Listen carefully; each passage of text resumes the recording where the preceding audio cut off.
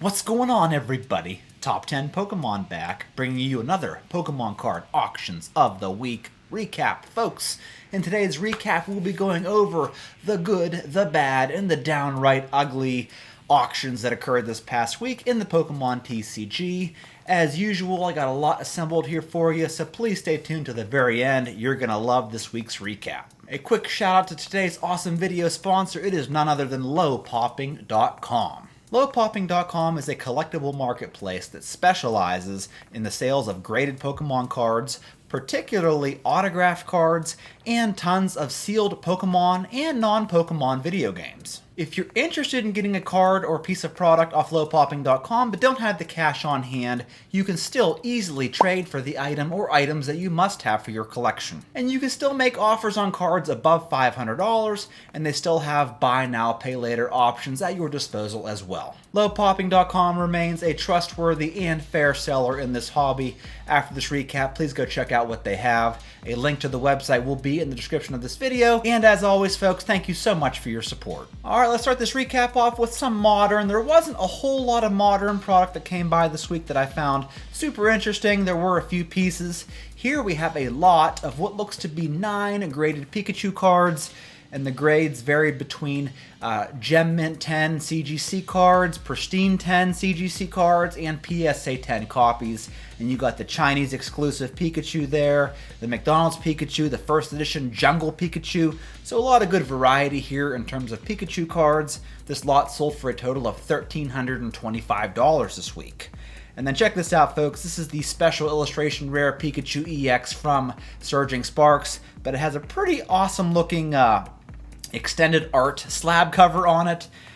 Sold as a PSA 10 for $853. So it looks like the little extended art protector there didn't really increase the price of this card or the value of it, but it's still very awesome to look at. Up next, we saw a little bit of a dip in the Charmander Black Star promo Pokemon Center exclusive. This card had sold this week for $2,414 as a PSA 10, and earlier this year, back around January 1st, this card was selling for over $3,000, notably this sale here for $3,350. So I'm not sure what's going on with this card. It's still one of the best promo cards to date, if you ask me.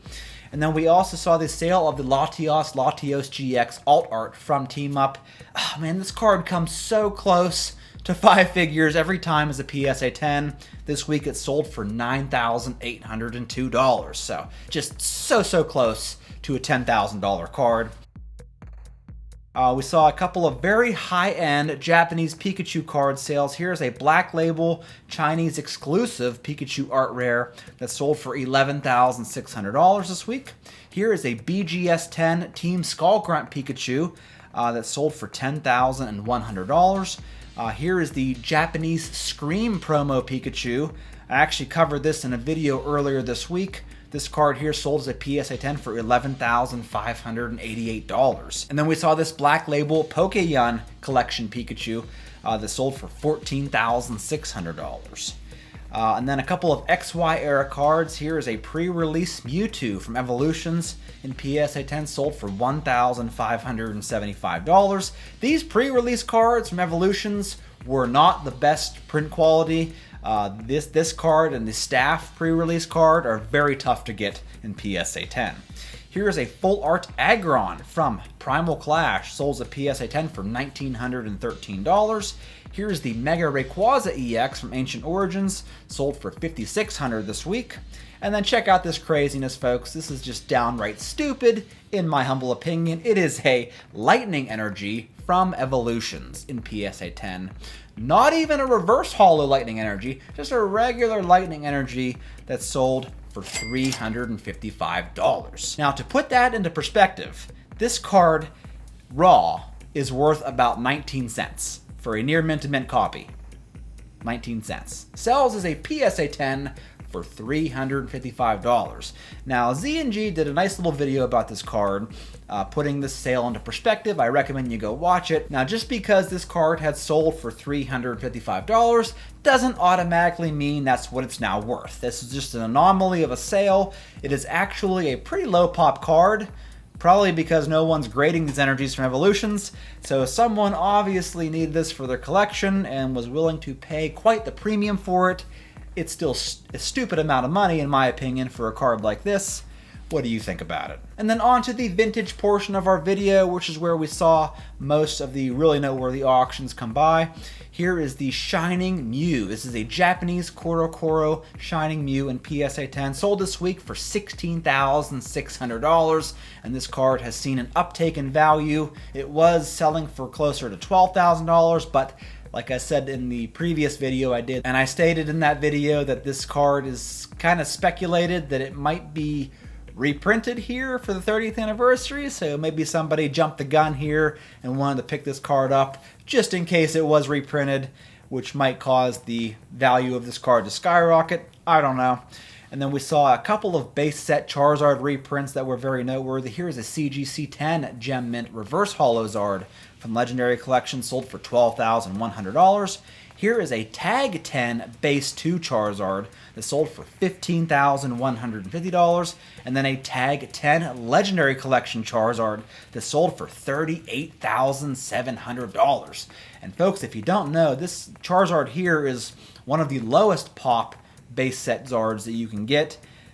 This one here is a Pop 1 card, but I know the PSA 10 population of this card is also very sparse. I'll put it up on the screen here. I can't think of what it is off the top of my head, but it's a very low pop card. But yeah, 38,000 bucks for this card as a Tag 10? Man, I don't know.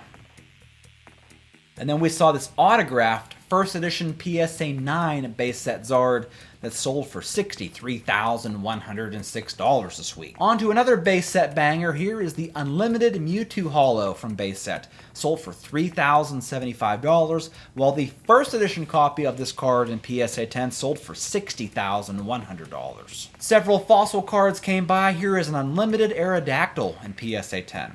Sold for $1,425, while the Unlimited Articuno Holo sold for $1,730. And I'll say it again, folks, these Unlimited WotC Holos in PSA 10 are so super underrated, and I fear they always will be. Here we have a first edition Lapras Holo from Fossil in PSA 10, sold for $8,500. Here's the first edition Gengar that sold for $14,600, while the first edition Dragonite, which has been the most expensive card in the set, sold this week for $15,100. On to a couple of cards from the Team Rocket set. Here is a non-holo first edition Dark Dragonite that sold for $1,025 as a PSA 10, and then we saw the first edition Rainbow Energy in PSA 10 sell for $2,325.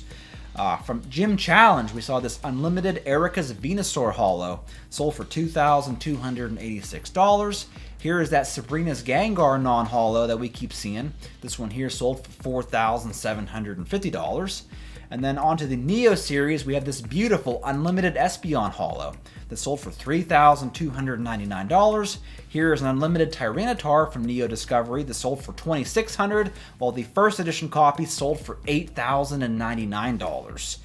And then from Neo Destiny, we have this non-holo Light Jolteon in PSA 10, sold for $1,075. Here is a holo Dark Porygon 2 that sold for $3,050. And then we saw several Shining cards come by. Here is a Shining Kabutops in PSA 10, sold for $3,255. The first edition Shining Noctowl sold for $3,025. A first edition Shining Steelix sold for $4,258.